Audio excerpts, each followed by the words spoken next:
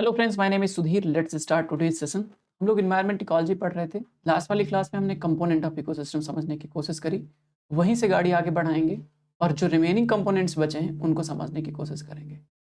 अगर आपको history and culture की क्लासेस लेनी है तो अनअकैडमी पर अभिषेक श्रीवास्तव सर की क्लासेस ले सकते हैं, जिसके बारे में डिटेल जानकारी आपको डिस्क्रिप्शन में मिल जाएगा। साथ ही आप TT100 करके कूपन कोड यूज़ कर सकते हैं, जिससे आप अनअकैडमी पर मैक्सिमम डिस्काउंट अवेल कर सकें। चलिए स्टार्ट करते हैं।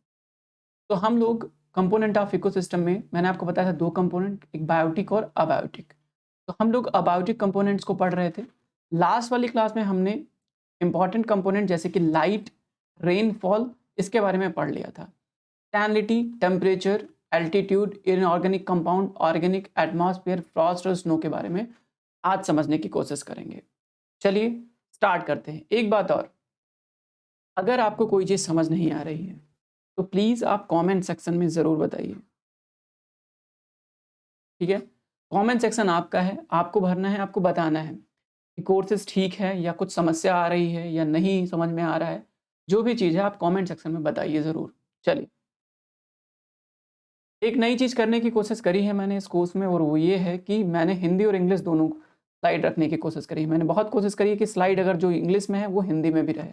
जैसे इस स्लाइड का ये हिंदी है, ठीक है। जिनको इंग्लिश समझ में नहीं आता है वो लोग हिंदी में समझ सकते हैं। चलिए, सैलिनिटी, लवणता। सैलिनिटी की बात करते हैं। ओके, यहाँ पे देखिए, यहाँ पे एक पॉइंट था, ये सीक्वेंस में नहीं दिया हुआ। थर्ड जो हमारा अबायोटिक कंपोनेंट है, जिसको समझने की कोशिश करेंगे, क्वेश्चन भी सॉल्व करेंगे इससे जुड़ा, सैलिनिटी से जुड़ा।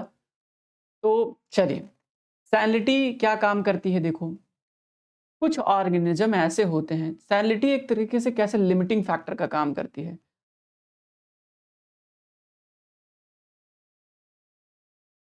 उस दिन मैंने आपको समझाया था कि सैलिनिटी, कुछ ऐसे ऑर्गेनिज्म होते हैं जो क्या करते हैं कि ज़्यादा रेंज ऑफ सैलिनिटी को सह सकते हैं, ठीक है। जैसे एलिगेटर गारफिश, ये एक ऐसी फिश है जो ज़्यादा सलाइन वाटर में, जहाँ जिस वाटर की सैलिनिटी, अब वो पैमाना कितना है, 10 है, 12 है, 15 है, उस पे नहीं जाना है क्योंकि वो हमारे काम का नहीं है। जिस वाटर की सैलिनिटी, एक चीज़ बहुत ज़रूरी है ये बात समझना कि देखो, होता क्या है कि हम कोशिश करते हैं कि सब याद कर लें, सब याद नहीं करना है। अब कोई लोग पूछ सकता है कि कितनी सैलिनिटी, ज़रूरत नहीं है उसकी। तो हम बस इतना याद रखें कि ज़्यादा सैलिनिटी सह लेने वाली, कम सैलिनिटी सहने वाली, ठीक है। ज़्यादा लवण वाटर में रहने वाली, कम लवण वाटर में रहने वाली। तो एक एग्जाम्पल है एलिगेटर फिश का, जो ज़्यादा सलाइन वाटर में रहती है, ठीक है। और उसको जो ज़्यादा सलाइन वाटर में रह सके उनको क्या बोलते हैं, जो ज़्यादा सलाइन वाटर को सह सकें उनको बोलते हैं यूरोहेलाइन, यूरीहेलाइन, ठीक है। ओके, यूरीहेलाइन उसको बोलते हैं जो ज़्यादा सलाइन वाटर को सह सकता है। लेकिन जो कम सलाइन वाटर को सह सकता है, जो अगर किसी वाटर की सैलिनिटी ज़्यादा कम हो गई, ठीक है, ज़्यादा हो गई, तो वो उसमें मर जाएगा।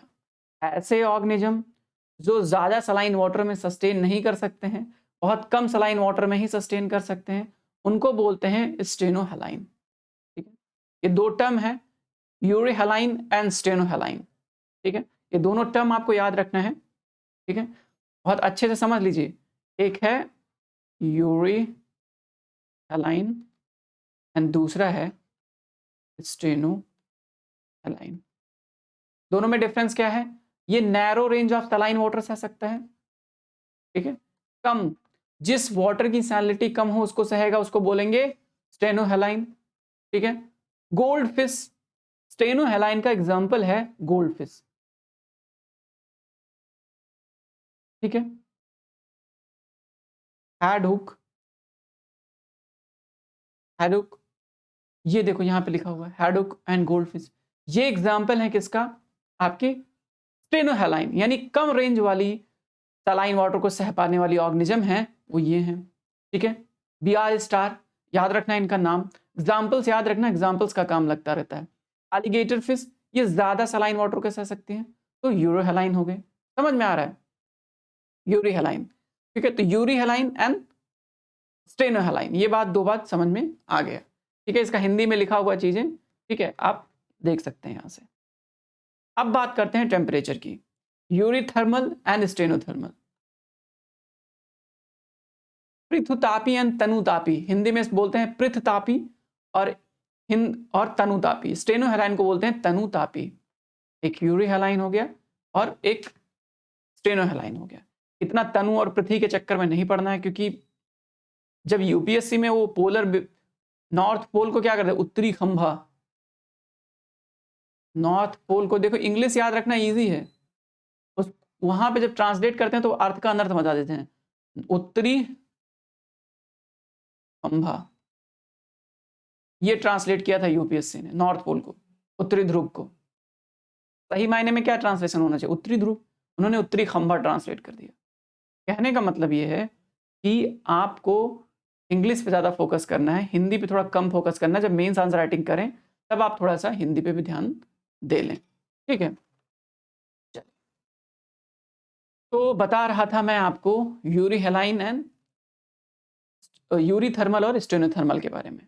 अब इस यूरी से आप निकाल सकते हैं कि जो टॉलरेट कर सके wide range of temperature, wide range of temperature. Thermal का मतलब टेम्परेचर, हेलाइन का मतलब सैलिनिटी, यूरी का मतलब ज्यादा, स्टेनो का मतलब कम।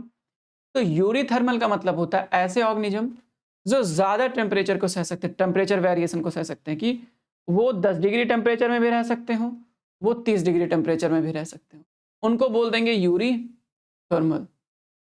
स्टेनोथर्मल क्या होंगे कि वो मुश्किल से 2-4 डिग्री का टेम्परेचर अगर इधर उधर हुआ तो वो मरने लगते हैं। सपोज करो कि कोई ऑर्गेनिज्म है जो 10 से 15 डिग्री के बीच में रह पाता है टेम्परेचर, ठीक है, डिग्री सेल्सियस टेम्परेचर के बीच में रह पाता है, तो उसको बोल देंगे क्या कि वो स्टेनोहेलाइन है, स्टेनोथर्मल है, क्योंकि वो बहुत ज़्यादा जो है टेम्परेचर वेरिएशन को सह नहीं पाता, यानी नैरो रेंज ऑफ टेम्परेचर में वो रहने की कोशिश करता है, उसको बोल देते हैं स्टेनोहेलाइन, ठीक है, ओके। अब ये कैसे लिमिटिंग फैक्टर का काम करता है, देखो मैंने आपको बताया था कि टेम्परेचर भी लिमिटिंग फैक्टर का काम करता है, बहुत सारे ऑर्गेनिज्म का ग्रोथ रोक देता है। कैसे? एक एक एक वर्ड है जिसका नाम है शीर्षारंभी क्षय, हेडिंग डिके या डाई बैक।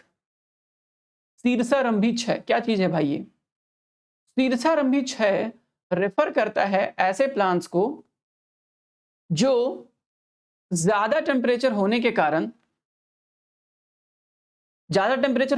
क्या होता है कि मॉइस्चर वो सॉइल से, मिट्टी से क्या होता है, जो मॉइस्चर होता है वो क्या होता है, कम होने लगता है। ज़्यादा टेम्परेचर होगा, इवापोरेशन होगा, इवापोरेशन से अगर क्या होगा कि मिट्टी का जो मॉइस्चर होगा वो कम हो जाएगा।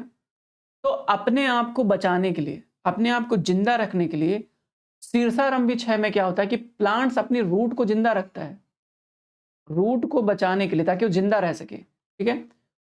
अपना सारा वाटर नीचे पहुंचा लेता है प्लांट, और ऊपर जब चूंकि वाटर मिल नहीं पा रहा है, न्यूट्रिशन मिल नहीं पा रहा है, तो क्या होता है कि ऊपर का जो पोर्शन होता है प्लांट का वो मरने लगता है, डाई होता है, इस प्रकार सूख जाता है, ठीक है।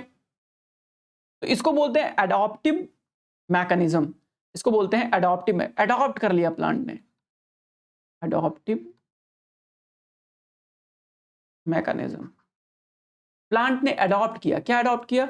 अपने आप को जिंदा रहने के लिए उस ड्राई या कम मॉइस्चर वाले सॉइल में भी जिंदा रहने के लिए अपने आप को एडॉप्ट किया, और अपनी वाटर, जितना भी उसके पास वाटर था उसको अपनी जड़ों तक पहुंचाया और ऊपर से मरना स्टार्ट किया।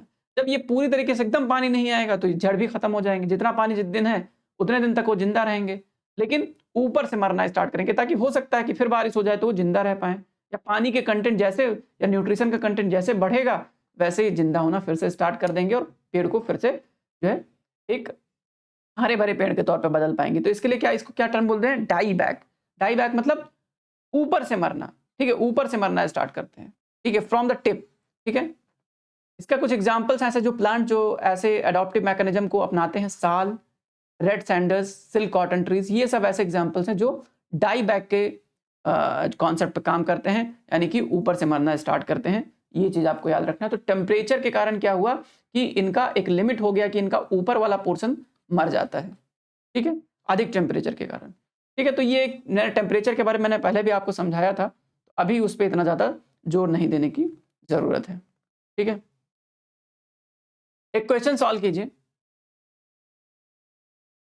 क्वेश्चन आपके पास 1 मिनट का वक्त है, सोचिए और इस क्वेश्चन को सॉल्व करने की कोशिश कीजिए।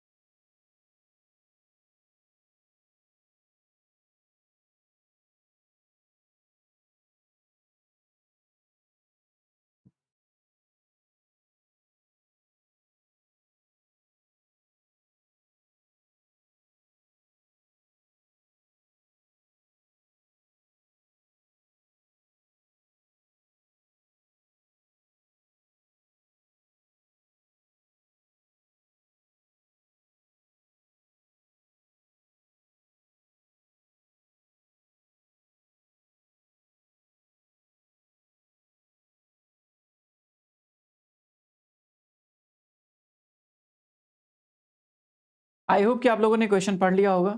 सही जवाब कमेंट सेक्शन में फटाफट बताते चले जाइए। चलिए क्वेश्चन समझने की कोशिश करते हैं कि क्या स्टेनोथर्मल यूरी हैलाइन, ये 2 शब्द दिया हुआ है। ठीक है, अब ऑप्शंस पे आते हैं। पहला ऑप्शन है कि सही कथन पे विचार करना है, आपको बताना है कि कौन सा सही कथन है। पहला कथन है बाघ, tiger, human, cat and dogs. क्या ये तनुतापी होते हैं यानी स्टेनोथर्मल होते हैं? उदाहरण स्टेनोथर्मल जंतुओं के उदाहरण के तौर पे माने जा सकते हैं, आपको बताना है। सील को क्रायोफिलिक यानी शीत जल रागी जो ठंडे में रहता है जंतुओं का उदाहरण माना जा सकता है। तीसरा ऑप्शन है हरा केकड़ा यूरी हेलाइन आकशेरुकीय जंतुओं में आता है, ठीक है, जिनमें स्पाइनल नहीं होता है ऐसे करके। ठीक है, तो बताइए इसमें क्या सही जवाब है आपका? तो इसका जो सही जवाब है ऑप्शन नंबर सी, दूसरा और तीसरा सही है। आइए समझने की कोशिश करते हैं। देखिए, आपको पहला ऑप्शन आप इजीली हटा सकते थे। जो यूरी हेलाइन, यूरी थर्मल का क्या, सॉरी एक मिनट, ये क्वेश्चन पहले ऑप्शन से सॉल्व हो सकता था। देखिए पहले ऑप्शन से कैसे सॉल्व हो सकता था, मैंने आपको बताया ना, जो ज्यादा रेंज आप टेम्परेचर सह सकते हो। मनुष्य 1 डिग्री टेम्परेचर से लेके मनुष्य 30, 40, 50 डिग्री टेम्परेचर तक सह सकता है, मतलब ज्यादा वेराइटी ऑफ रेंज को सह सकता है। और यहाँ पे लिखा हुआ है कि स्टेनोथर्मल के उदाहरण मांगे, कम टेम्परेचर मर जाएंगे, जैसे 2-3 टेम्परेचर बदलेगा क्या, क्या मर जाएंगे वो? सिंपल क्वेश्चन है। अरे नहीं मरेंगे, जाहिर सी बात है, मनुष्य पोलर रीजन में भी रहता है, इक्वेटर रीजन में भी रहता है। इजिली आप कह सकते थे कि ये यूरो थर्मल के एग्जाम्पल है, यूरी थर्मल, यूरी थर्मल के एग्जाम्पल्स हैं। इजिली आप ऑप्शन नंबर 1 को हटाते, जैसे 1 को हटाया ये गया, ये गया, ये गया, ऑप्शन नंबर 3 मिल गया आपको। ऐसे एलिमिनेशन प्रोसेस को सॉल्व किया जाता है। हमको नहीं पता था सील के बारे में, हमको नहीं पता था केकड़े के बारे में, हमने सिर्फ कॉमन सेंस यूज करके क्वेश्चन सॉल्व कर दिया। ठीक, तो ऐसे क्वेश्चन सॉल्व किया जाता है। डिटेल जानकारी आपको यहाँ पे दी हुई है। इस स्लाइड को बहुत इत्मीनान के साथ रोकिए, पढ़िए और समझने की कोशिश कीजिए कि क्या जो है आप जो हम क्वेश्चन सॉल्व किए उसमें क्या क्या और मैक्सिमम फैक्ट हो सकते हैं। चलिए यहाँ पे कुछ और चीज़ें दी हुई हैं जिसको आप समझ सकते हैं। कुछ टर्मिनोलॉजी दिया हुआ है, उसको समझ लीजिए एक बारी। तो सबसे पहला और दूसरा जो है हमने समझ ही लिया। स्टेनोथर्मल और यूरीथर्मल हमने समझ लिया पहले ही। स्टेनोहेलाइन एंड यूरीहेलाइन हमने समझ लिया, ये टेम्परेचर से जुड़ा हुआ है, सैलिनिटी से जुड़ा हुआ है। स्टेनोसीसियस और यूरिसियस ये हैबिटेट सिलेक्शन से जुड़े हुए हैं। कहाँ पे रहेंगे, अच्छे बड़े हैबिटेट में रहेंगे, छोटे हैबिटेट में रहेंगे, ये चीज़ है। स्टेनोहाइड्रिक एंड यूरीहाइड्रिक वाटर से, ज़्यादा वाटर में रह पाएंगे, कम वाटर में रह पाएंगे। स्टेनोफेजिक एंड यूरीफेजिक फूड के हिसाब से कम फूड पे डिपेंड करते हैं, ज़्यादा फूड पे डिपेंड करते हैं। स्टेनोबाथिक एंड यूरेबाथिक ज़्यादा गहरे वाटर में रह पाएंगे, कम गहरे वाटर में रह पाएंगे। ठीक है, तो ये एक चीज़ है जिसको आप समझ सकते हैं। इस टर्मिनोलॉजी को याद रखिएगा, आपको काम लगेगा, कहीं ना कहीं पूछा जा सकता है, इसको थोड़ा ध्यान रखना। अब अगला जो फैक्टर है एल्टीट्यूड की बात कर लेते हैं। एल्टीट्यूड, ठीक है, देखो एल्टीट्यूड का क्या मतलब होता है। ऊंचाई के बदलने से, जैसे जैसे ऊंचाई बढ़ती है वैसे वैसे जो प्लांट्स हैं उनकी भी वैरायटी में अंतर आते रहता है। हर प्लांट हर जगह नहीं पाया जाता, यानी कि एल्टीट्यूड एक लिमिटिंग फैक्टर है प्लांट्स के लिए। जैसे जैसे ऊंचाई बढ़ेगी वैसे वैसे जो प्लांट्स हैं उनका शेप बदलते चले जाएगा, उनके फीचर्स बदलते चले जाएंगे। उसको समझने की कोशिश करते हैं। तो वर्टिकल ड्यूरेशन जो होता है, वर्टिकल ड्यूरेशन जो होता है, आप वेजिटेशन का वर्टिकल ड्यूरेशन होता है कि हाँ भाई ये प्लांट यहाँ पाया जाएगा, ये इतनी ऊंचाई पे पाया जाएगा, ये 500 मीटर पे, ये 1000 मीटर पे, ये 10,000 मीटर पे पाया जाएगा। वो एल्टीट्यूड के बदलने से अलग अलग प्लांट्स जो है बनते रहते हैं। तो change in temperature with altitude is limiting factor. तो एल्टीट्यूड बढ़ने के साथ जो टेम्परेचर में बदलाव होता है उसके कारण से जो अलग अलग प्लांट्स होते हैं वो अलग अलग फीचर्स को रखते हैं अपने पास। तो एक प्रकार से एल्टीट्यूड एक प्रकार का लिमिटिंग फैक्टर हो गया, क्योंकि जैसे जैसे ऊंचाई बढ़ेगी वैसे वैसे टेम्परेचर बढ़ता चला जाएगा। ठीक है, जैसे जैसे ऊंचाई बढ़ेगी वैसे वैसे टेम्परेचर बढ़ता चला जाएगा, आपने ज्योग्राफी में पढ़ा होगा।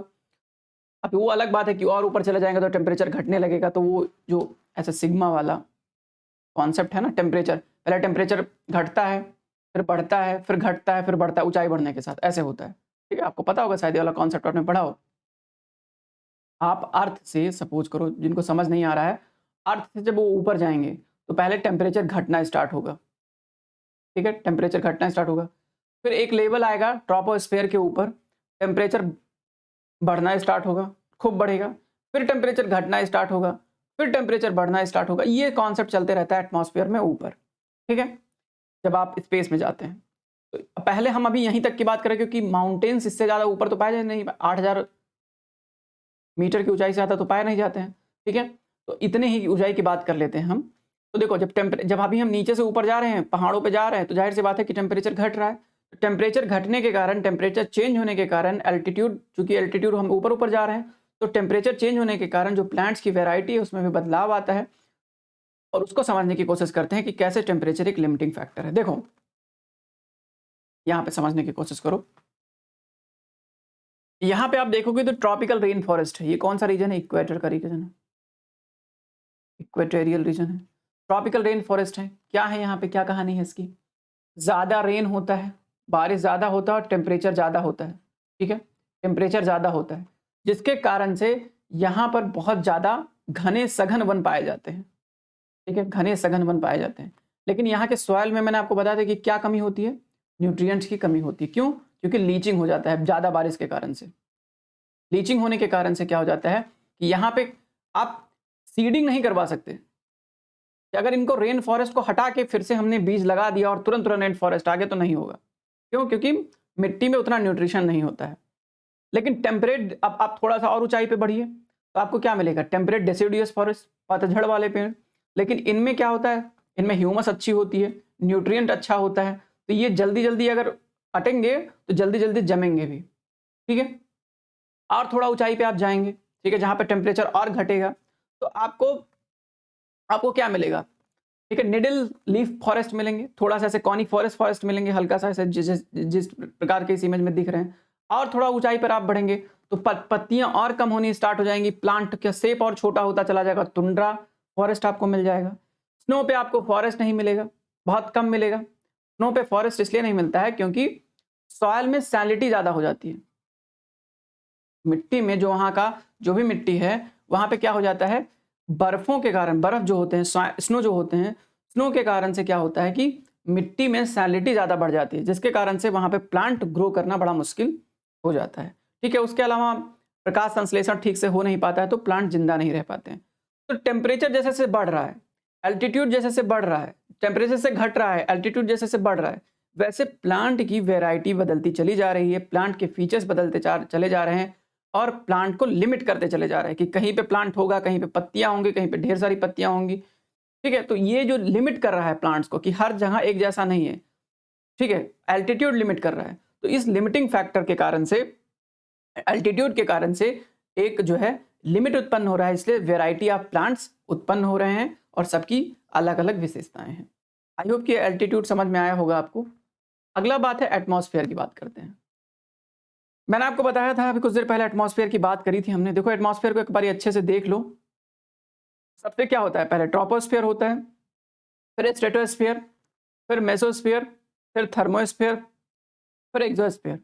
सैटेलाइट वगैरह हमारे कहाँ पे होते हैं, एक्सोस्फेयर में होते हैं। सैटेलाइट वगैरह हमारे कहाँ होते हैं, एक्सोस्फेयर में होते हैं।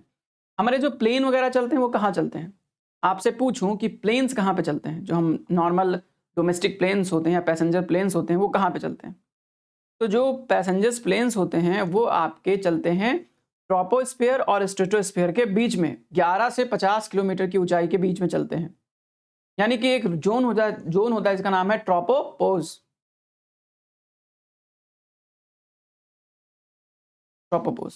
ट्रोपोपोज में चलते हैं जहां पर वर्टिकल विंड्स नहीं चलती, हॉरिजॉन्टल विंड चलती है।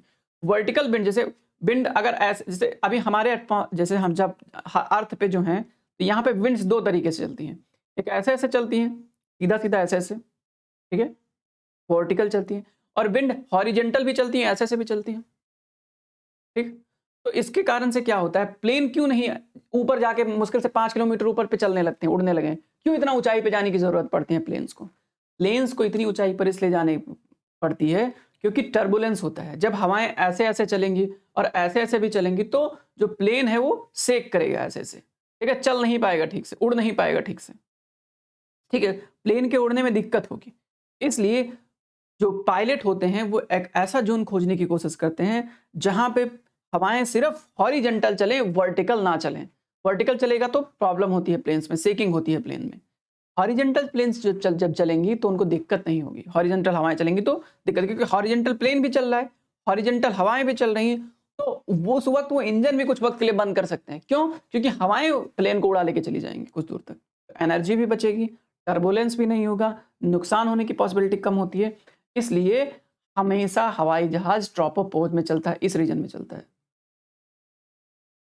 ठीक है। क्योंकि यहां पर क्या होता है, यहां पर हवाएं सिर्फ हॉरिजॉन्टल चलती हैं, वर्टिकल नहीं चलती हैं, ठीक है। ट्रोपोपोज ही एक रीजन होता है जहां पर हवाएं हॉरिजॉन्टल चलती हैं, वर्टिकल नहीं चलती हैं। और नाम हवाई जहाज है, बिना हवा के उड़ेगा नहीं, ठीक है। क्यों हवा के बिना नहीं उड़ेगा? क्योंकि जो इंजन्स लगे होते हैं उसमें वो बाहर से ठंडी हवाएं लेते हैं, अंदर चैम्बर में उसको गर्म करते हैं और गर्म करके पीछे से बाहर करते हैं हवाएं। जैसे ही पीछे से हवाएं बाहर होती है, जो प्लेन होता है धक्के के साथ आगे बढ़ता है, धक्के के साथ आगे बढ़ता है। प्लेन का जैसे कोई चीज से पीछे से फट से निकली हवा, बाहर पीछे से निकली जेट स्ट्रीम के, तो जैसे पीछे से हवा बाहर निकलेगी वैसे इंजन आगे बढ़ेगा, ठीक है, धक्का लगेगा इंजन में। और वो इसी कॉन्सेप्ट पे ट्रेन चलता है, सॉरी प्लेन चलता है। जब हम लोग साइंस टेक्नोलॉजी पढ़ेंगे तो हम लोग इस चीज़ को बहुत डिटेल से समझने की कोशिश करेंगे। क्रिया प्रतिक्रिया का नियम जो है ना, कि अंदर से बाहर से हवाएं गई, अंदर से हवाएं बाहर निकली और प्लेन को एक धक्का लगा और प्लेन आगे बढ़ा। यही कॉन्सेप्ट है प्लेन के चलने का। वो समझेंगे हम लोग कैसे प्लेन चलता है, लेकिन साइंस टेक्नोलॉजी में। फिलहाल हम लोग यहाँ पे रुकते हैं, टॉपिक हमारा थोड़ा सा अलग हो गया डिस्कशन का।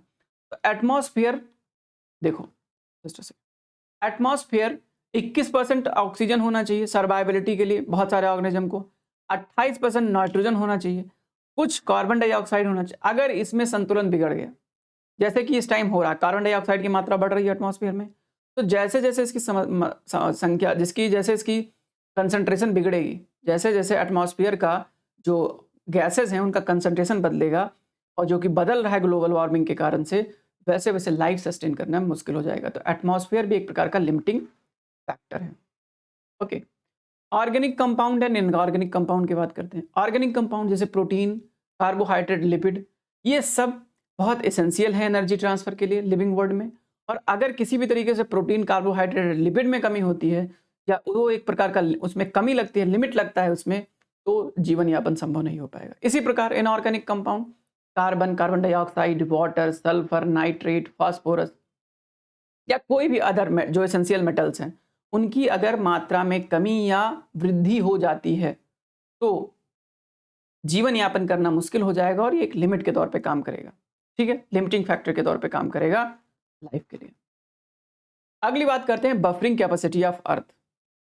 बफरिंग कैपेसिटी मतलब क्या होता है कि जो अर्थ होती है, अर्थ के सॉइल एंड वाटर में जो पीएच होता है, power of hydrogen, a neutral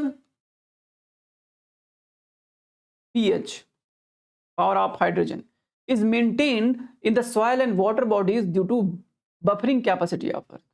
अर्थ के बफरिंग कैपेसिटी मतलब क्या होता है कि अर्थ का जो केमिकल और फिजिकल प्रॉपर्टी है, केमिकल और फिजिकल प्रॉपर्टी जो है, जो बदलते रहता है हमेशा हमेशा। जैसे जो सॉइल में, मिट्टी में बहुत सारा हाइड्रोजन होता है, बहुत ज़्यादा न्यूट्रिएंट्स होते हैं, तो क्या होता है कि अर्थ हमेशा क्या करती है, अपने आप को रिसाइकिल करने की कोशिश करती है। ठीक है, वॉल्केनो हुआ वाटर के कारण से, बारिश के कारण से, ठीक है, और बहुत सारे फैक्टर जिस कारण से अर्थ के सॉइल में या जो वाटर बॉडीज हैं उसमें न्यूट्रिशन की मात्रा हमेशा से बदलती रहती है।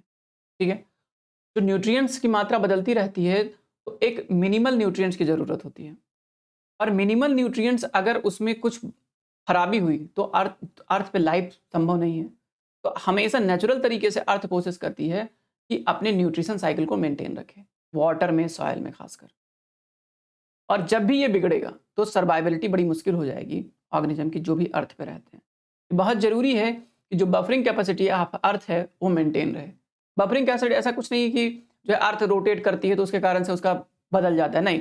बफरिंग कैपेसिटी का सिंपल से मतलब है कि कुछ प्रोसेस, कुछ फिजिकल प्रोसेस, जैसे कि जो है वेदरिंग का प्रोसेस हो गया, फ्लडिंग हो गया, वॉल्केनो हो गया, अर्थक्वेक हो गया, इन सब प्रोसेस के कारण से जो है अर्थ का जो टेक्सचर है, सॉइल है, जो वाटर बॉडीज है, उसमें जो न्यूट्रिएंट्स की मात्रा है या जो पीएच की मात्रा है वो हमेशा से एक लेवल में मेंटेन रहती है। अगर उस मेंटेनेंस में प्रभाव पड़ा, अगर इन कारणों से, अगर मान लीजिए कहीं वॉल्केनो आ गया और उस कारण से उसका पीएच बिगड़ गया तो वो भी मिट्टी रहने लायक नहीं रहेगी। तो किसी भी तरीके से पीएच उसको मेंटेन करना है, एक न्यूट्रल पीएच बना के रखना है अर्थ को, और वो अगर खराब हुआ तो लाइफ सस्टेन करना मुश्किल हो जाएगा पूरे अर्थ पे। यही कहने का मतलब है बफरिंग कैपेसिटी ऑफ अर्थ। ठीक है, तो ये हमारी आज की बात हो गई। हमने काफ़ी चीज़ें अबायोटिक कंपोनेंट में सीखने की कोशिश करी। अब हम बायोटिक फैक्टर्स की ओर बढ़ेंगे। ठीक है, जो चीज़ें समझ में नहीं आई हैं वो कमेंट सेक्शन में बताइए मुझे, ताकि आपका जो भी प्रॉब्लम है उसको सॉल्व किया जा सके। Thank you so much for discussion.